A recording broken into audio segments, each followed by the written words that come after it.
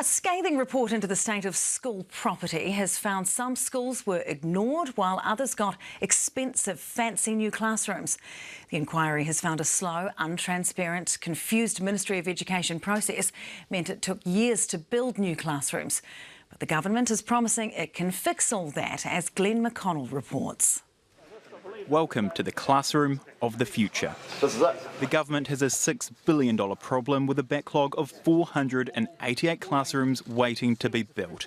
Those delays have left schools such as Onslow College with buildings earmarked for demolition and rain pouring through the roof. We have a lot of buckets in places.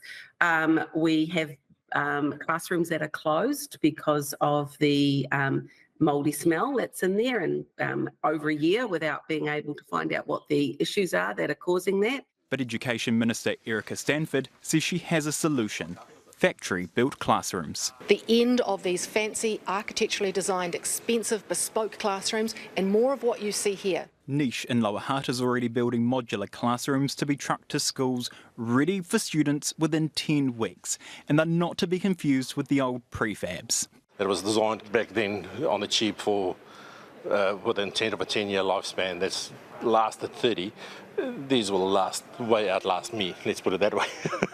The Minister says the average cost of a New Zealand classroom is $1.2 million, but a building like this could be bought for as little as $450,000. Meaning, theoretically, that schools' needs will be met with less money. But Labor says this isn't a new idea, and what schools really need is more money. The government has already made some choices around tax cuts and tax breaks. It's around making certain that their priorities are in the places that they want, and obviously school property is not one of those priorities. Stanford says previous governments caused the backlog, and her government may need to establish a new school building department to clear it. We're able to clear 252 of the 352, and then the following budgets will clear the rest of the backlog. The Minister says the situation was made worse by some schools skipping the queue. Much more transparency around delivering based on need, population growth rather than the whim of a politician or because a school was particularly noisy in the media. It did seem to be about those who could perhaps make the greatest noise would jump the queue. A queue Onslow College is stuck in. I'd love to know,